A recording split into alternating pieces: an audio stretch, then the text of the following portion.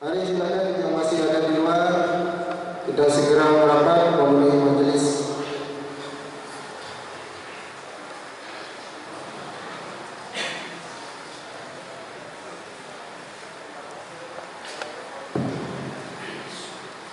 Assalamualaikum warahmatullahi wabarakatuh.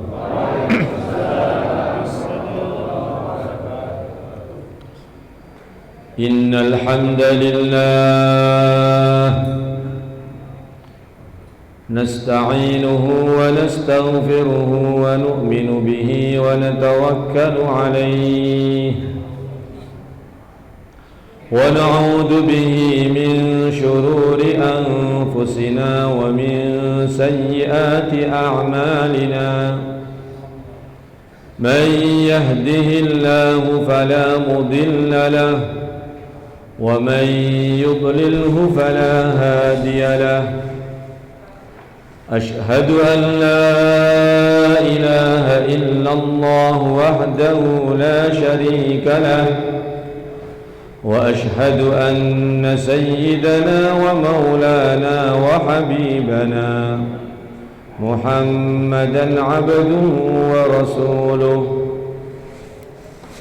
اللهم صل وسلم وبارك على سيدنا محمد وعلى آل سيدنا محمد كما صليت وسلمت وباركت على سيدنا إبراهيم وعلى آل سيدنا إبراهيم في العالمين إنك حميد مجيد قال الله تبارك وتعالى إن الذين قالوا ربنا الله ثم استقاموا تتنزل عليهم الملائكة ألا تخافوا ولا تحزنوا وأبشروا بالجنة التي كنتم توعدون نحن أولياؤكم في الحياة الدنيا وفي الآخرة ولكم فيها ما تشتهي أنفسكم ولكم فيها ما تدعون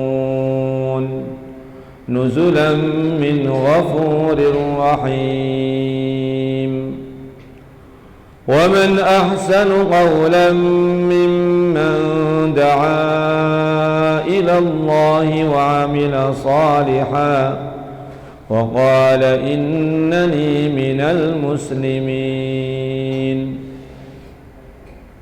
ولا تستوي الحسنة ولا السيئة ادفع بالتي هي أحسن فإذا الذي بينك وبينه عداوة كأنه ولي حميم وما يلقاها إلا الذين صبروا وما يلقاها إلا ذو حظ عظيم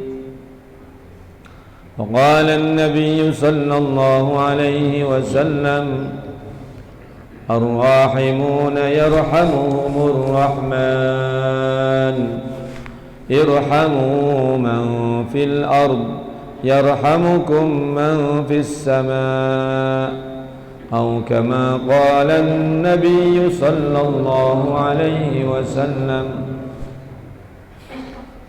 Para alim ulama, para ustadz, sesepuh, bini sepuh, dan seluruh jamaah yang dirahmati dan dimuliakan oleh Allah Subhanahu wa ta'ala. Setiap orang, setiap manusia pasti ingin menjadi orang yang sukses, ingin menjadi orang yang berhasil, ingin menjadi orang yang mulia, yang berjaya, yang bahagia. Tidak seorang pun ingin atau bercita-cita menjadi orang yang gagal. Semuanya ingin sukses, semuanya ingin berhasil, semuanya ingin berjaya, semuanya ingin bahagia. Kalau dia seorang nelayan, ingin jadi nelayan yang sukses, yang bahagia. Kalau dia seorang petani, ingin jadi petani yang sukses, yang bahagia. Kalau dia seorang pegawai, pedagang, semuanya bercita-cita menjadi orang yang sukses dan menjadi orang yang bahagia. Jamaah yang dirahmati dan dimuliakan oleh Allah Subhanahu wa taala, maka yang pertama kali, siapa sesungguhnya yang berkuasa mendatangkan kesuksesan? Siapa sesungguhnya yang berkuasa mendatangkan keberhasilan, berkuasa mendatangkan kejayaan, berkuasa mendatangkan kebahagiaan? Siapa yang muliakan? Hanya Allah satu-satunya yang berkuasa mendatangkan kesuksesan. Hanya Allah satu-satunya yang berkuasa mendatangkan kejayaan dan kebahagiaan. Selain Allah tidak bisa apa-apa, bahkan 100% bergantung kepada Allah. Karena selain Allah itu bukan hidup, tetapi dihidupkan. Karena selain Allah itu bukan gerak, tetapi digerakkan. Imam Ghazali rahimahullah, beliau mengatakan, kamu melihat manusia bergerak ke sana kemari, ke depan, ke belakang, ke kanan, ke kiri. Kamu lihat hewan-hewan, benda-benda, makhluk-makhluk seperti bergerak-gerak sendiri. Tidak, mereka bukan bergerak sendiri, tetapi semuanya digerakkan oleh Allah. Karena sesungguhnya di setiap ubun-ubun makhluk hidup ada benang-benang gaib yang tersambung ke langit. Maju karena dimajukan, mundur karena dimundurkan, hidup karena dihidupkan, mati karena dimatikan, gerak karena digerakkan. Tidak bisa apa-apa, tidak punya kekuatan apa-apa. La haula wala quwwata illa billah.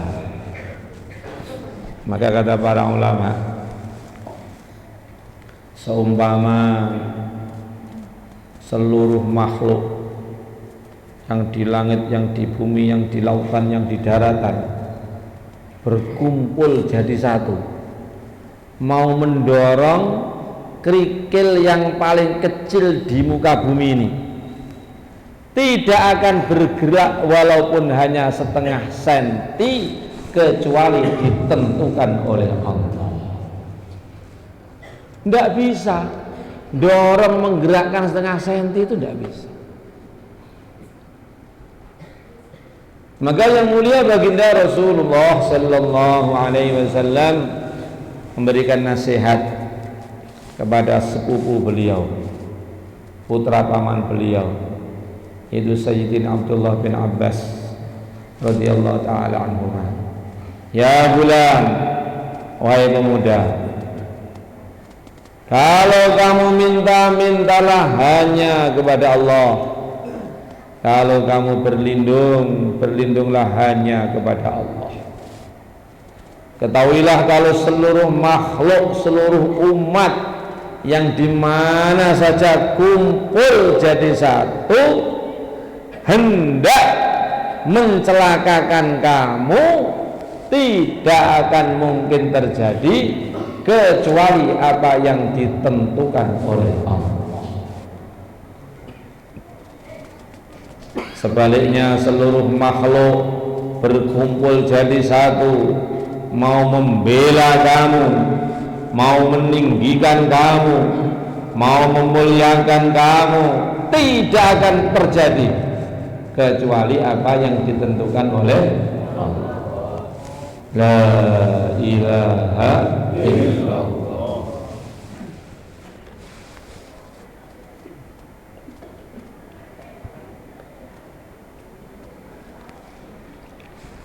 Jamaah yang dirahmati dan dimuliakan oleh Allah Subhanahu wa taala. Lihatlah bagaimana Nabiullah Ibrahim alaihi salatu wassalam, waktu itu beliau mengamalkan agama sendirian, betul-betul sendirian, tanpa kawan, tanpa teman. Hari ini kita suka mengeluh, Pak, saya ini dakwah bertahun-tahun di mahalah hanya sendirian. Bagaimana kamu mengatakan sendirian? Kamu sholat jamaah, ada temannya. Kamu ke masjid, ada temannya. Kamu Jumatan, banyak temannya. Bagaimana kamu mengatakan sendirian? Bukankah semua orang Islam itu teman kamu mengamalkan agama? Bukankah semua orang yang beriman itu teman kamu ibadah, teman kamu mengamalkan agama? Jadi kalau orang sekarang itu kok mengatakan sendirian itu hanya mengeluh saja, hanya alasan saja. Alas itu bahasa Jawa, bahasa Indonesianya itu hutan. Jadi orang yang banyak alasan itu orang hutan. Saya ini sendiri, sehingga makomi tidak hidup, tidak bisa mengeluarkan jamaah. Itu adalah pembicaraannya orang alasan, orang hutan. Jamaah yang dirahmati dan dimuliakan oleh Allah Subhanahu wa taala, kalau Nabi Ibrahim itu betul-betul sendirian. Tetapi walaupun sendirian tetap istiqomah imannya, istiqomah agamanya, istiqomah taatnya. Maka ringkas cerita, Nabi Ibrahim itu ditangkap oleh orang-orangnya Raja Namrud, yang diperintahkan oleh Raja Namrud. Ditangkap, diikat tangannya, diikat badannya, diikat kakinya, sudah tidak bisa apa-apa. Dalam keadaan sudah tidak berdaya, diletakkan di atas tumpukan kayu yang begitu tinggi, yang begitu menjulang, yang nantinya ketika dinyalakan menyala, membara berturut-turut 40 hari 40 malam. Bagaimana banyaknya kayu yang ada pada waktu itu, 40 hari 40 malam tidak padam. Dan itu kayu sumbangan orang seluruh kerajaan. Jadi bagaimana gambaran bagaimana Nabi Ibrahim itu dibenci, dimusuhi oleh semua orang, rajanya, prajuritnya, rakyatnya.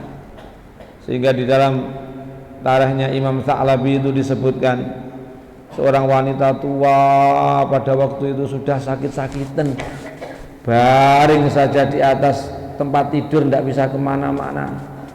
Itu pun ngomong sama keluarganya, doakan saya supaya segera sembuh. Nanti kalau sembuh, saya akan mencari kayu bakar iuran untuk bakar Ibrahim. Coba yang mulia. segala daya upaya telah dikerahkan untuk menghancurkan, untuk menghinakan, untuk memusnahkan Nabiullah Ibrahim alaihissalatu wassalam. Ya naru kuni bardan wa salaman ala Ibrahim wa aradu bihi kaida faja'alnahumul akhsarin.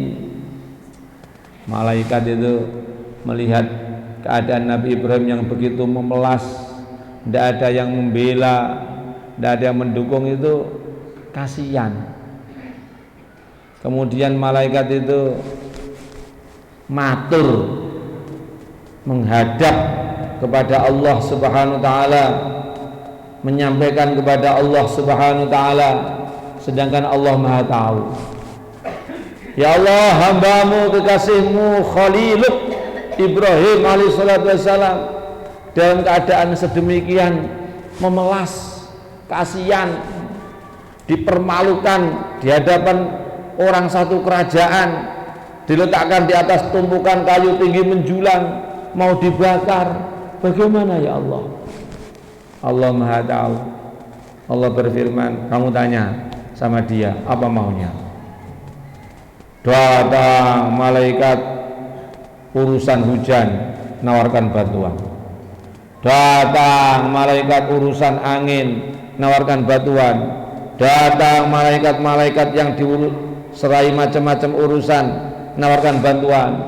Nabi Ibrahim, aku ini malaikat urusan angin. Kalau kamu mau aku kirim angin terbang semuanya, bahkan kamu akan kami terbangkan ke tempat yang selamat. Kayu porak-poranda, orang hancur lebur tidak karu-karuan. Malaikat hujan nawarkan bantuan, wahai Nabi Ibrahim, aku ini malaikat urusan hujan. Bagaimana kalau aku turunkan hujan sehingga tidak bisa menyala apinya? Setiap kali malaikat menawarkan bantuan, setiap kali pula Nabi Ibrahim menjawab, amma ilaika fala wa amma ilallahi fabala. Wahai malaikat, adapun dari kamu tidak. Yang saya tunggu hanya pertolongan dari Allah saja.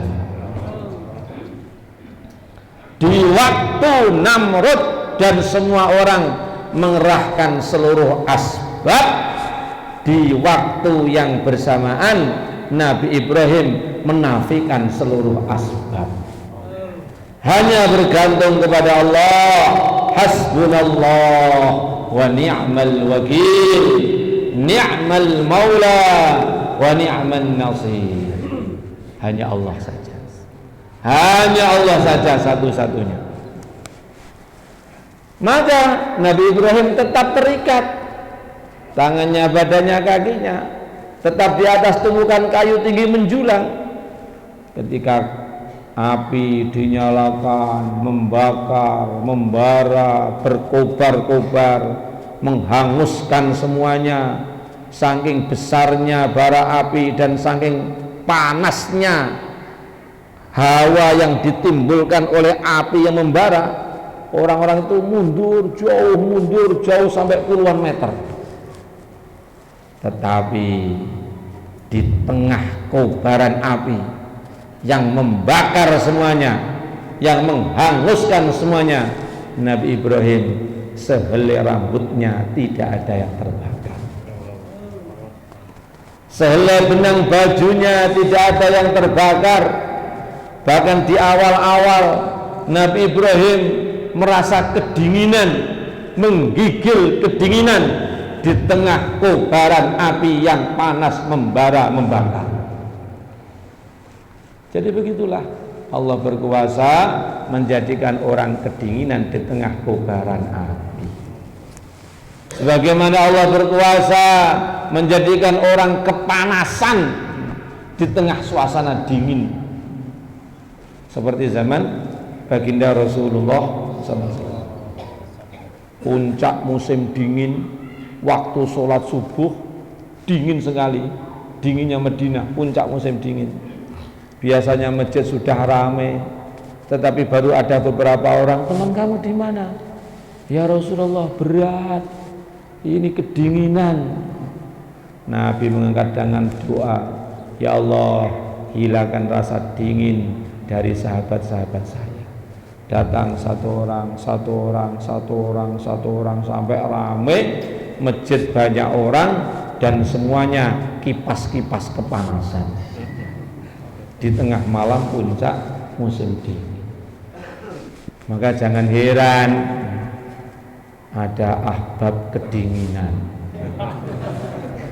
di tengah teman-teman yang semangat.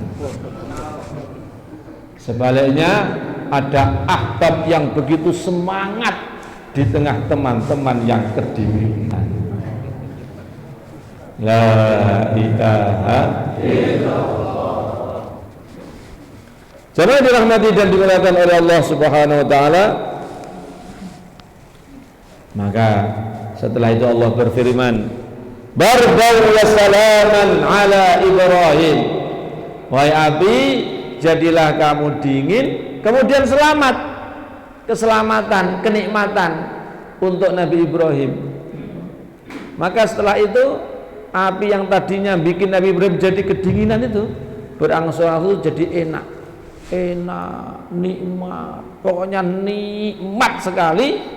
Bahkan Nabi Ibrahim sering cerita di kemudian hari, ternyata saat ternikmat, terindah di dunia adalah ketika 40 hari di tengah kobaran api, ngalahkan nikmatnya malam pertama pengantin baru.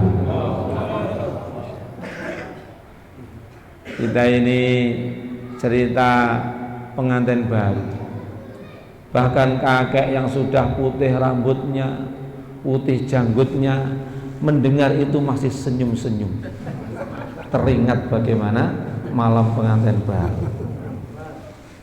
Itu anak-anak kecil di belakang, kenapa kamu senyum-senyum? Apa yang kamu ketahui? Jemaah yang dirahmati dan dimuliakan oleh Allah Subhanahu wa taala, malaikat Jibril itu bahkan dalam satu riwayat pagi hari, petang hari datang menemani Nabi Ibrahim, makan, minum, ngopi bareng, ngopi masih. Yang dimuliakan Allah Subhanahu wa taala, maka ringkas cerita, Nabi Ibrahim bukan menjadi orang yang mampus, yang binasa, yang terhina. Justru Nabi Ibrahim dimuliakan, ditinggikan oleh Allah.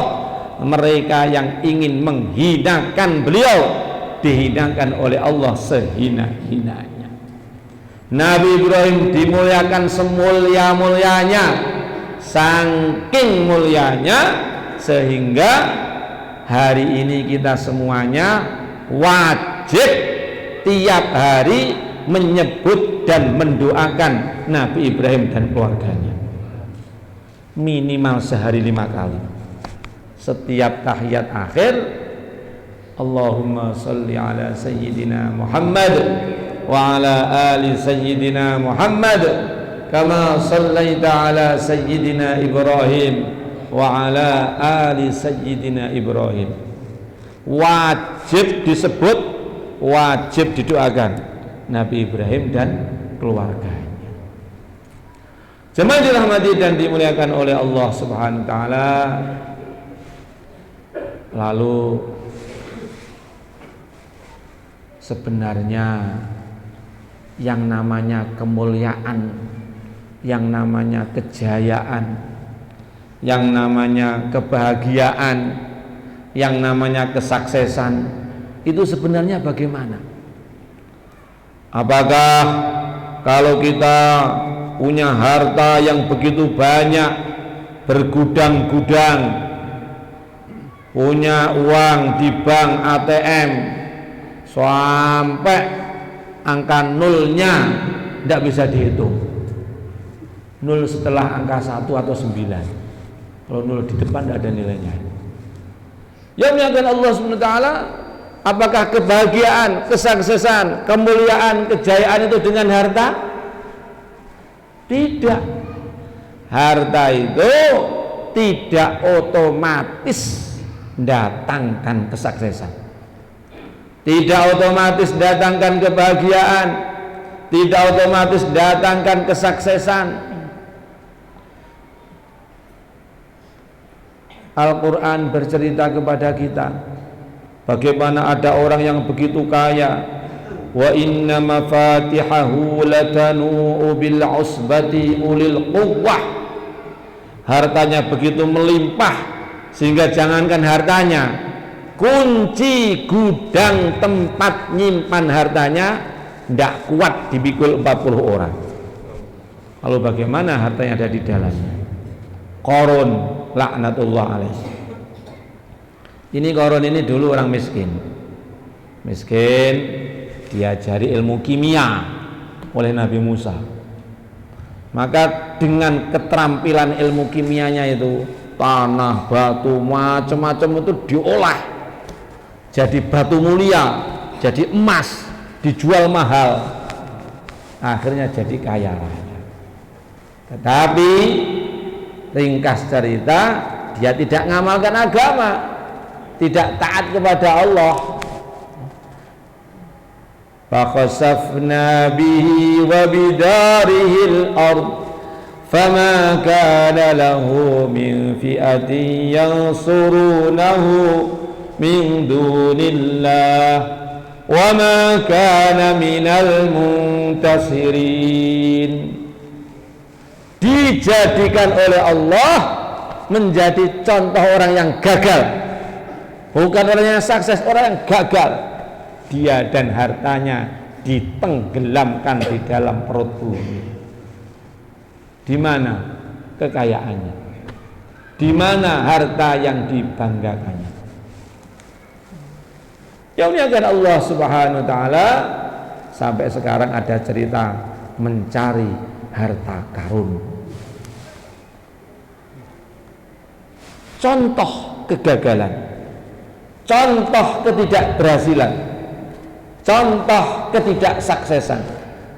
Maka yang muliakan, dikisahkan ada seorang wali, Syekh Malik bin Dinar, berjalan di satu tempat, maka ketemu sebuah rumah mewah, megah. Ditanya, ini rumahnya siapa ini? Ini rumahnya pemuda Fulan bin Fulan. Apakah saya bisa bertemu dia? Oh bisa. Dipanggil. Kamu benar wahai pemuda pemilik rumah ini? Benar. Ini rumah ini kamu bangun dengan biaya berapa ini? Oh mahal. Seumpama kita itu sekian miliar. Tiba-tiba Syekh Malik bin Dinar berkata, wahai pemuda, apakah kamu mau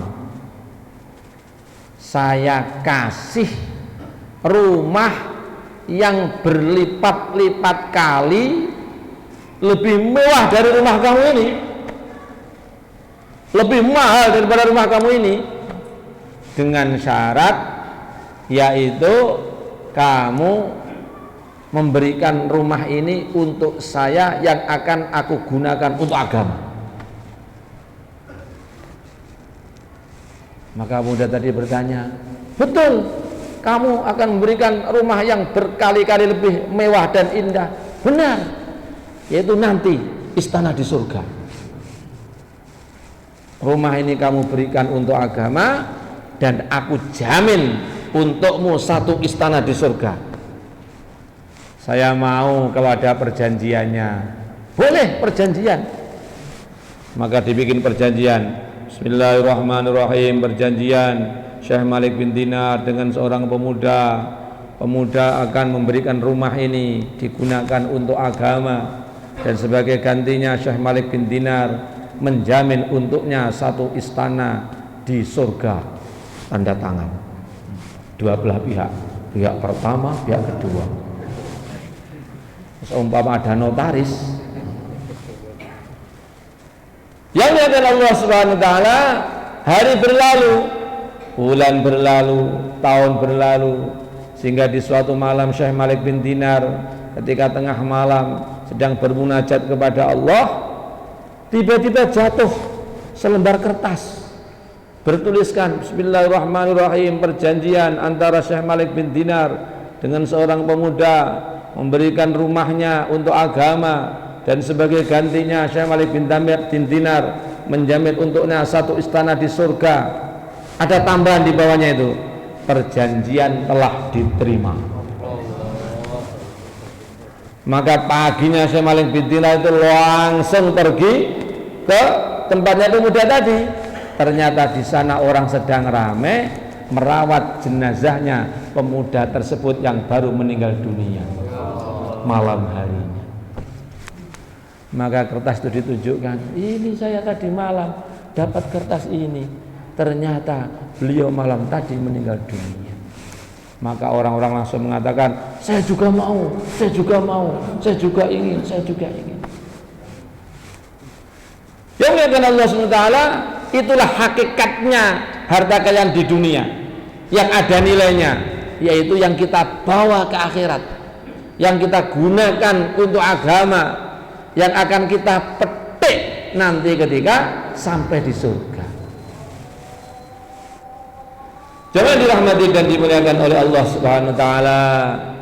Ada orang punya pemikiran, pokoknya kalau dapat kekuasaan, jadi raja, jadi penguasa, punya jabatan, itulah kesuksesan, itulah kemuliaan, itulah keberhasilan. Wah, akhirnya macam-macam usaha dilakukan supaya terpilih jadi penguasa. Pasang gambar, pilihlah saya. Gambarnya itu senyum, orangnya tidak tahu senyum apa tidak tahu. Jamaah dirahmati dan dimuliakan oleh Allah Subhanahu wa taala, apakah benar demikian? Tidak. Kekuasaan, jabatan, pangkat, bahkan jadi raja sekalipun tidak menjamin pasti datangnya kesuksesan, kemuliaan, kebahagiaan. Raja Fir'aun itu kurang apa? Kerajaan punya, pasukan sejuta, harta kekayaan melimpah, istana-istana, taman-taman, bangunan-bangunan. Dan ini Fir'aun ini karir politiknya itu luar biasa. Bermula dari penggali kubur, naik jadi raja. Coba itu, hebat karirnya itu. Anak raja jadi raja banyak, anak bupati jadi bupati ada, anak gubernur jadi gubernur juga ada, anak presiden jadi wakil presiden sebentar lagi ada. Tapi kalau penggali kubur jadi raja, hanya Fir'aun itu. Hebat betul karir politiknya itu. Tetapi apakah jadi contoh kesuksesan? Tidak. Dihancurkan oleh Allah, dia dan pasukannya ditenggelamkan di lautan. Kemudian kerajaannya, kekayaannya diwariskan kepada orang-orang lain.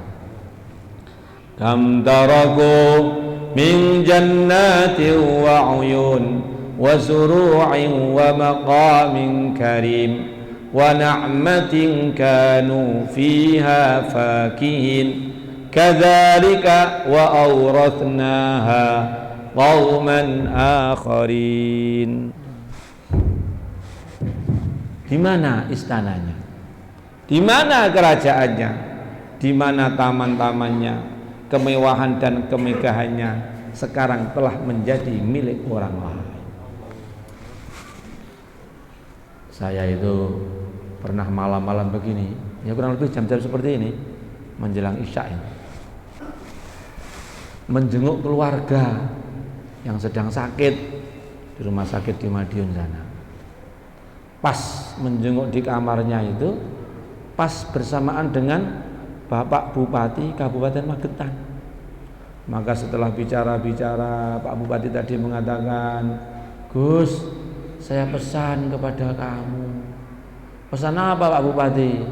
"Saya pesan kamu sekali-kali jangan ingin jadi bupati." Jadi yang berpesan itu Pak Bupatinya itu. "Loh kenapa Pak Bupati?"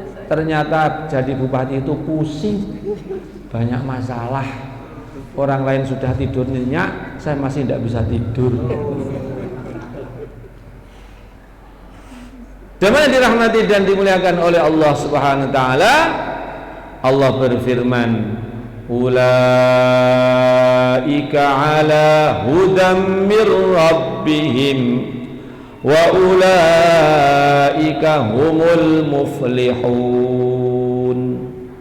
Orang yang sukses, orang yang berhasil, orang yang berjaya dijamin, yaitu orang yang diberi hidayah, orang yang mendapatkan hidayah. Maka kita itu diperintahkan tiap hari doa minta hidayah. Ihdinas siratal mustaqim. Ya Allah, berikan hidayah. Karena orang itu kalau sudah diberi hidayah, sukses. Mau kaya, mau miskin, mau pejabat, mau rakyat, mau pria, mau wanita, diberi hidayah, sukses.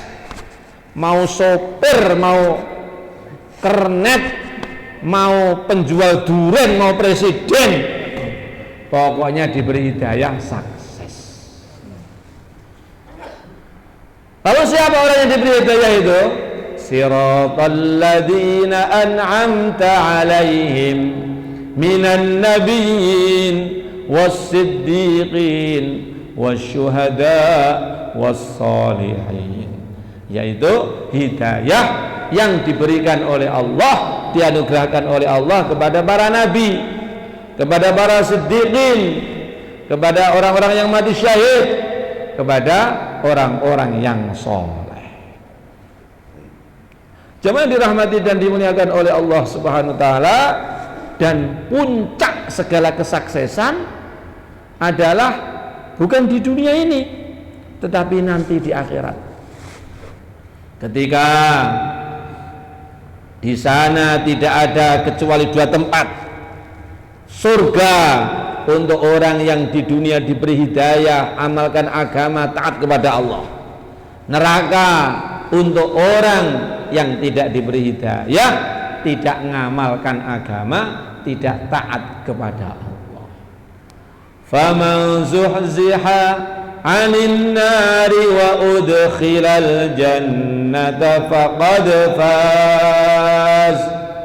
Wa mal hayatud dunya illa mata'ul ghurur. Allah berfirman, Allah memberitahu kepada kita, memberikan penegasan siapa yang nanti di akhirat diselamatkan dari neraka, dimasukkan ke dalam surga, faqad faz, dialah orang-orang yang betul-betul mendapatkan kesuksesan yang sempurna, kemuliaan yang sempurna, kebahagiaan yang sempurna. Wa mal hayatud dunya illa mata'ul ghurur. Sedangkan dunia ini tidak lain kecuali kehidupan yang menipu. Kenapa dikatakan menipu? Karena akan sirna. Yang kaya hilang kekayaannya ketika mati meninggal dunia. Yang punya pangkat jabatan ketika mati kehilangan jabatannya. Bahkan masih hidup sudah harus turun meninggalkan jabatannya. Bahkan kadangkala meninggalkan jabatan dengan didemo. Demo turun. Jadi kursinya itu baru duduk sudah banyak yang menggoyang-goyang. Yang tampan akan kehilangan ketampanannya, bahkan masih hidup di dunia ini. Yang cantik jelita akan kehilangan kecantikannya, kejelitaannya, bahkan masih hidup di dunia ini. Seorang wanita tua, sudah sangat tua, bungkuk jalannya, putih rambutnya, sudah tanggal ompong gigi-giginya, sudah tidak menarik dilihat mata. Padahal 50 tahun yang lalu ini wanita gadis bunga desa rebutan para pejabat. Di mana kecantikannya?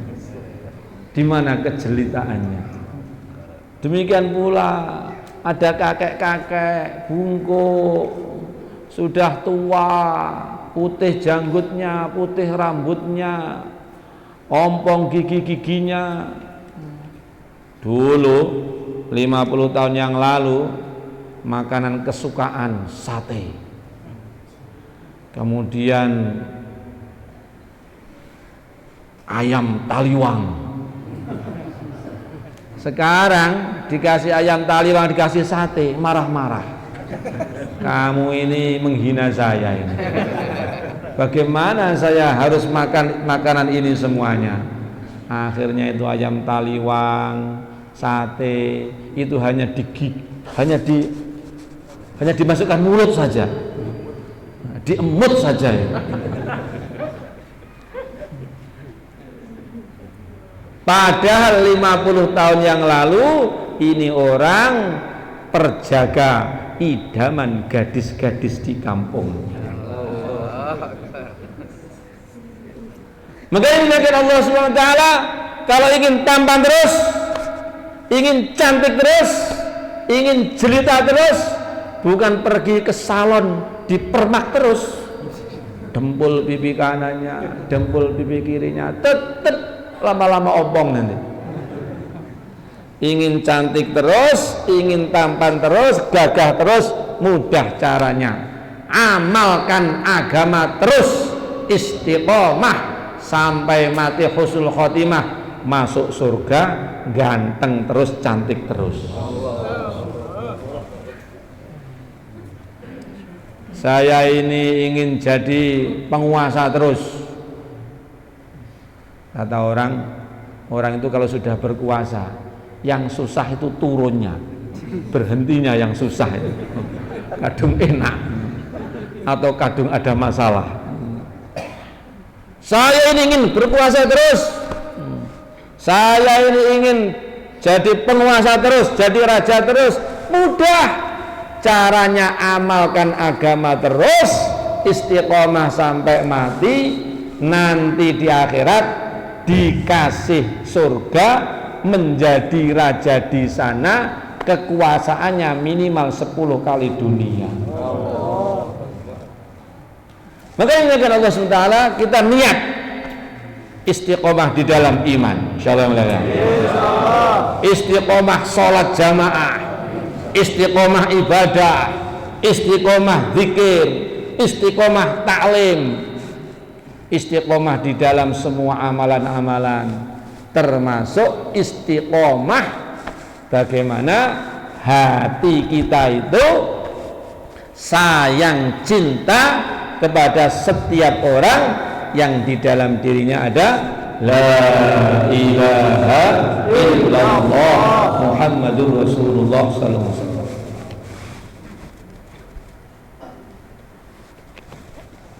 Istiqomah mencintai orang Islam.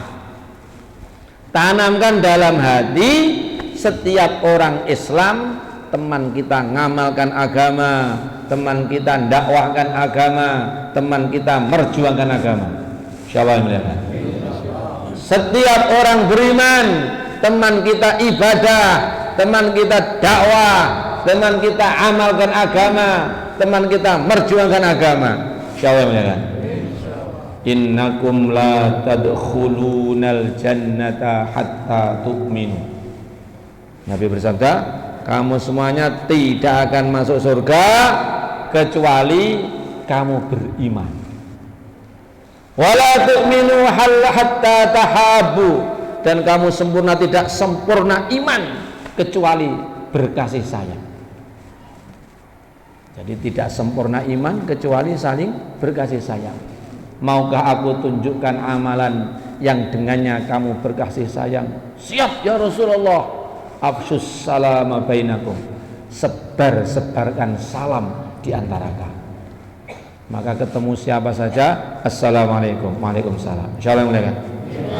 Jangan ketemu orang Islam itu diam seperti orang sariawan, seperti orang sakit gigi, bahkan diucapkan salam diam saja, tapi ucapkan salam senyum, insyaallah.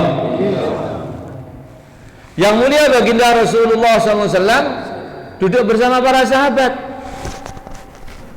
Maka tiba-tiba seorang Ansor lewat, habis wudhu masih netes-netes air dari wajahnya, tangannya, bawa sandal.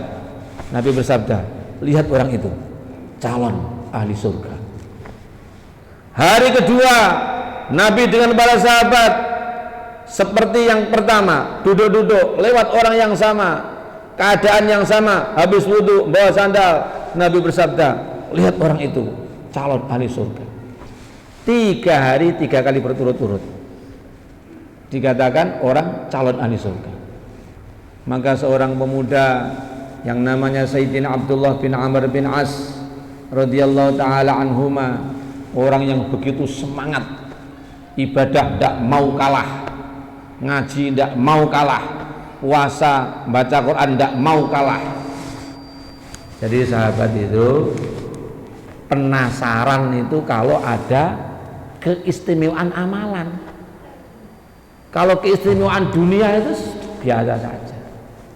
Kita ini kebalik-balik. Tetangganya beli motor Vario baru, tensinya naik. Tetangganya masang keramik baru, gula darah naik. Tetangganya bangun rumah tidak bisa tidur. Kalau sahabat itu tertariknya, penasarannya itu kalau kalah ibadah. Ini orang 3 hari 3 kali Nabi bersabda calon ahli surga, pasti dia punya amalan istimewa, mau saya selidiki di rumahnya. Maka dengan berbagai alasan nginap 3 hari 3 malam, diselidiki malamnya apa, siangnya apa. Ternyata setelah 3 hari 3 malam semuanya biasa-biasa saja, seperti orang pada umumnya. Akhirnya dia mengaku, saya ini sebenarnya nginap ini cari-cari alasan saja, saya ini mau menyelidiki amalan kamu. Karena Nabi bersabda 3 hari 3 kali berturut-turut kamu itu calon ahli surga. Amalan istimewa kamu itu apa? Maka dia menjawab, ya seperti yang kamu lihat, saya ini biasa-biasa saja. Hanya saja hati saya itu bersih, tidak sedikit pun ada keinginan buruk kepada siapapun umat Islam. Saya tidak ingin mencelakai siapapun orang Islam. Saya tidak ingin menyusahkan siapapun orang Islam. Saya tidak ingin berbuat buruk kepada siapapun orang Islam. Bahkan kalau ada orang Islam dapat nikmat kebahagiaan, saya ikut gembira. Dapat duka, saya ikut berduka. Kalau dapat nikmat, saya ikut gembira. Temannya, tetangganya beli motor baru, potong ayam, undang tetangga. Ada apa ini? Syukuran, alhamdulillah tetangga beli motor baru.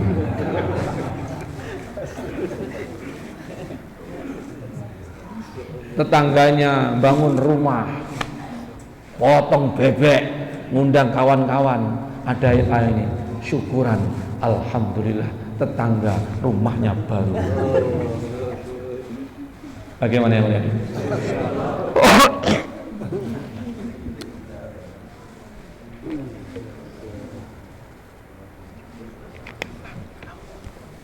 Jadi yang jamaah yang dirahmati dan dimuliakan oleh Allah Subhanahu wa taala, bagaimana hati kita ini ada kecintaan kepada siapapun orang Islam siapapun orang iman, siapapun orang yang di dalam dirinya ada kalimat la ilaha illallah Muhammadur Rasulullah sallallahu alaihi wasallam. Ini namanya istiqomah mencintai umat Islam. Istiqomah sayang kepada umat. Istiqomah semata-mata ngerjakan apapun ikhlas hanya cari ridhonya Allah. Istiqomah di dalam ibadah dan juga istiqomah di dalam merjuangkan agama, di dalam dakwah. Siapa yang melihat? Nah, dakwah inilah bentuk antara lain usaha yang sangat besar untuk mendatangkan hidayah yang dengannya Allah jaminkan kemuliaan, kesuksesan, kebahagiaan, kebaikan baik dunia yang sementara dan akhirat yang selamat. Makanya muliakan Allah Subhanahu wa taala, baginda Nabi diperintahkan, "Qul hadhihi sabili ad'u ila Allah ala basiratin ana wa man ittaba'ani." Katakan wahai Muhammad, hadi sabili, inilah jalanku. Jalanku, apa itu jalanku? Ad'u ilallah, jalan berdakwah kepada Allah. Ngajak manusia iman kepada Allah, ngajak manusia taat kepada Allah, ngajak manusia ngamalkan agamanya Allah ala basiratin, dengan penuh keyakinan. Jadi kita ini jangan hanya dakwah, tetapi dakwah dengan keyakinan bahwa dengan dakwah ini Allah janjikan kebaikan, kemuliaan dunia akhirat. Insyaallah mereka. Ana wa man ittaba'ani. Katakan, ini adalah jalanku dan jalan setiap orang yang mengikuti aku. Maka sempurnanya kita ini ikut baginda Nabi kalau kita itu berdakwah. Kalau kita meluangkan waktu untuk dakwah. Dakwah keluar di jalan Allah 4 bulan, 40 hari, berapa hari saja. Loh Pak, apa ada itu dalilnya di Al-Quran orang berdakwah keluar 4 bulan, 40 hari itu apa ada? Di Al-Quran itu justru yang diceritakan Nabi Nuh itu dakwah alfasanatin illa khamsina ama. Dakwahnya itu 950 tahun. Jadi kalau ingin niru yang di Al-Quran, kamu keluar berdakwah 950 tahun. Bukan 1 tahun, bukan 4 bulan, apalagi 40 hari. Berapa? 950 tahun. Pilih mana kamu? Maka jemaah yang dirahmati dan dimuliakan oleh Allah Subhanahu wa taala, para sahabat itu begitu semangat kalau diajak berjuang. Wajahidu fillahi haqqa jihadih, perjuangkanlah agamanya Allah dengan berjuang yang sungguh-sungguh. Wajtabakum, karena Allah milih kamu memang untuk berjuang. Wa ma ja'ala 'alaikum fid dini min haraj, agama ini dimudahkan, tidak ada sulitnya, dimudahkan oleh Allah. Millat abikum Ibrahim, inilah agama ayahmu yaitu Ibrahim, huwa sammakumul muslimin. Jadi dulu kata Imam Suyuti rahimahullah, gelar muslim itu hanya untuk para nabi.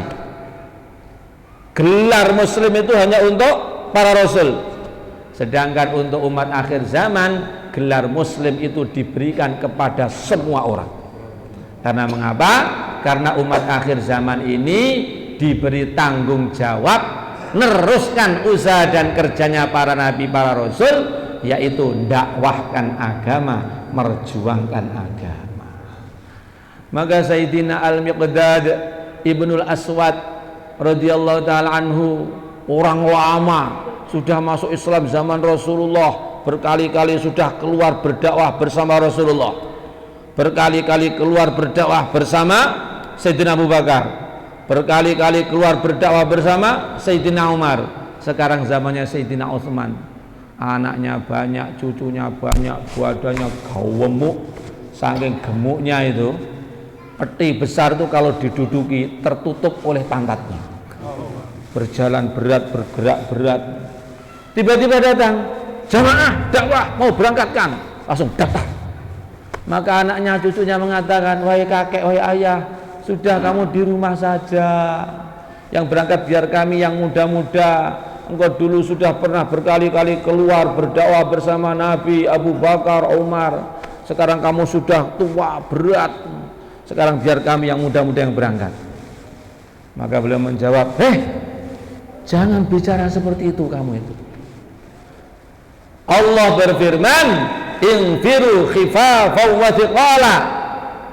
Berangkatlah ringan maupun berat. Dulu saya berangkat bersama Nabi, Abu Bakar, Umar itu ringan. Nah sekarang kok berat seperti ini waktunya berangkat. Bagaimana ya?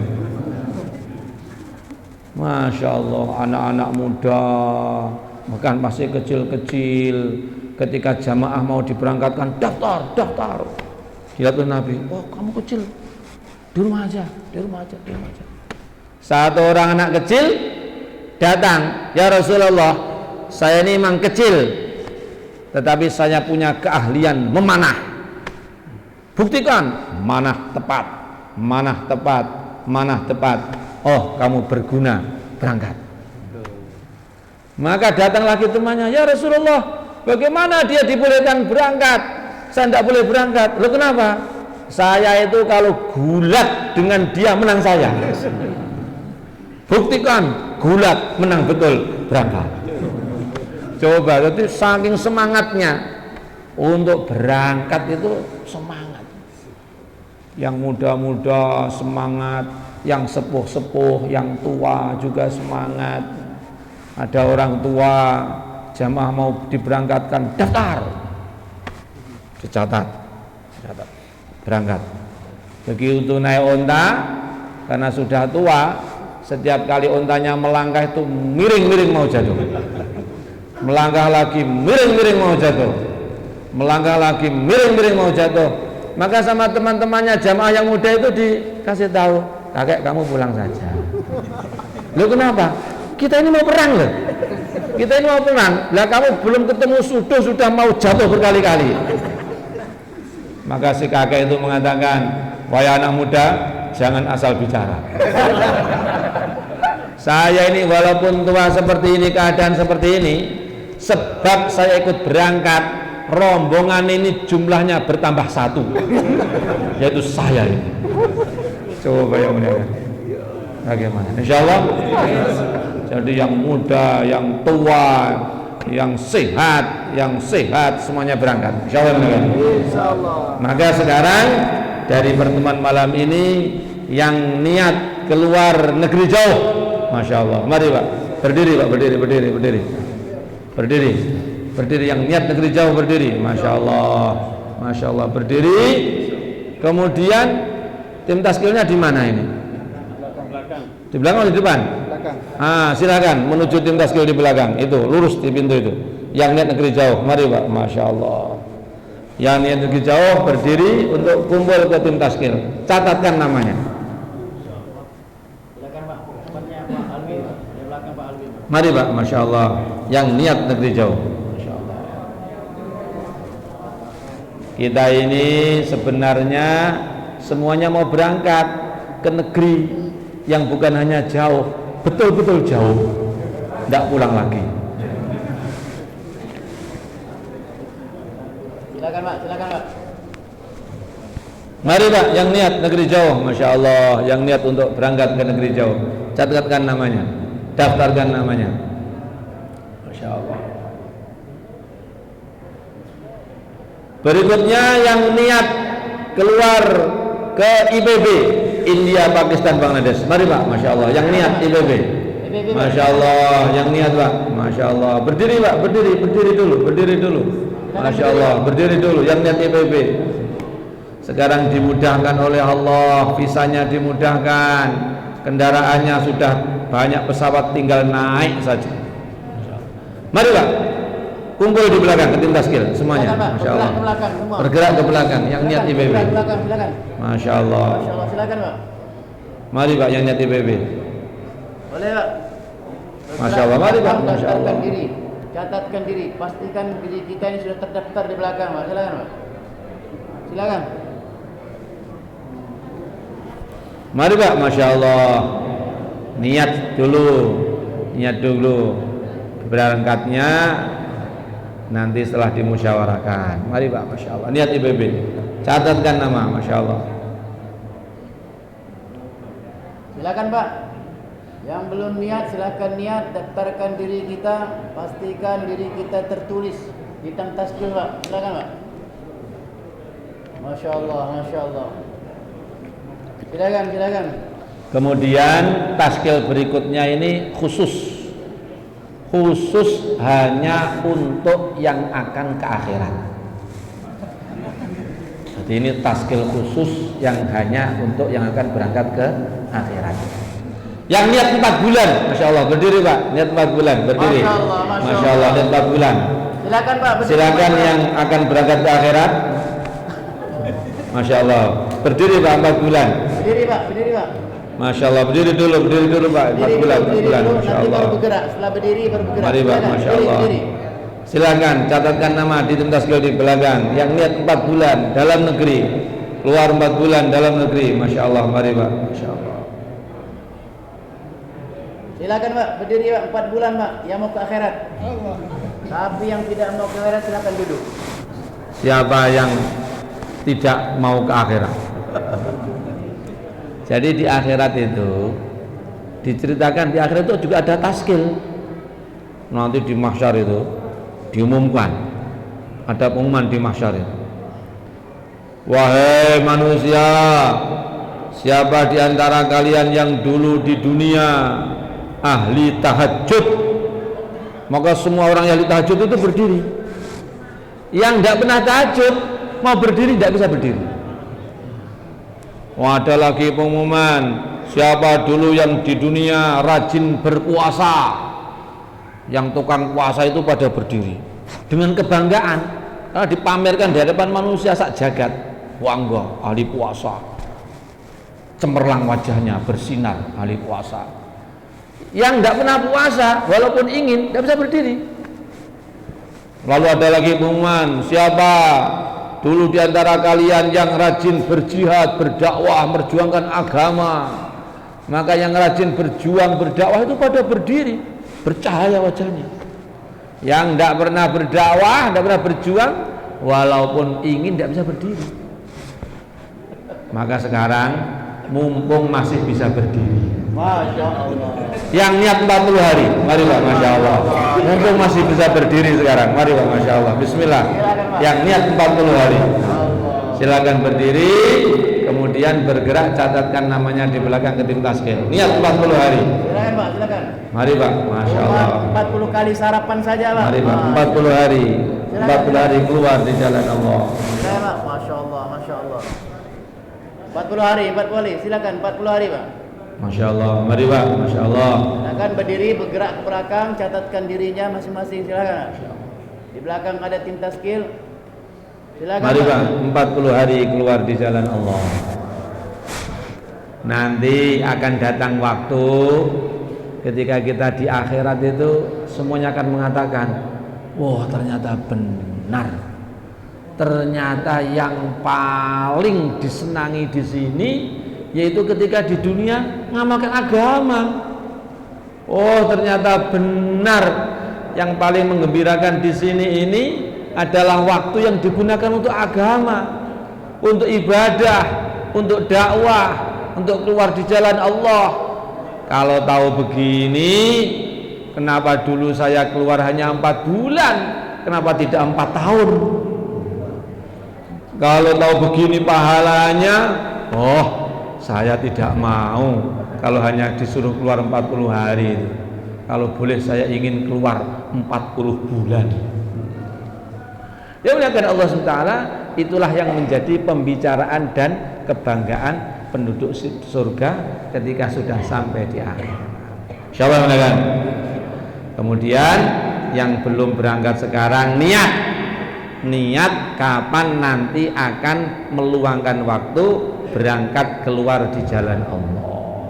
Yang niat saja niat. Nah, yang tidak niat angkat tangan. Semuanya niat insyaallah. Kemudian di rumah kita makmurkan masjid kita hidupkan sholat jamaah. Yang sudah sholat jamaah ke masjid tiap hari berangkat sambil ngajak teman. Satu orang ngajak teman, satu orang ngajak teman, satu orang ngajak teman, sehingga akhirnya masjidnya tambah hari tambah hidup, tambah makmur, tambah ramai. Insyaallah benar. Ini masjid-masjid apa ini? Masjid Istiqlal. Misalnya sholat maghrib yang jamaah 50 orang misalnya, itu 50 orang yang sudah istiqomah jamaah di masjid itu akan tua, lama-lama tua atau akan muda terus? Lama-lama tua. 50 orang itu akan hidup terus atau lama-lama mati? Lama mati. 50 orang mati satu tinggal 49, mati dua tinggal 48. Nah kalau mati 49, jadi kalau kita itu hanya kita berangkat tapi tidak mikir ngajak yang lain, lama-lama akan berkurang karena meninggal, berkurang karena mati.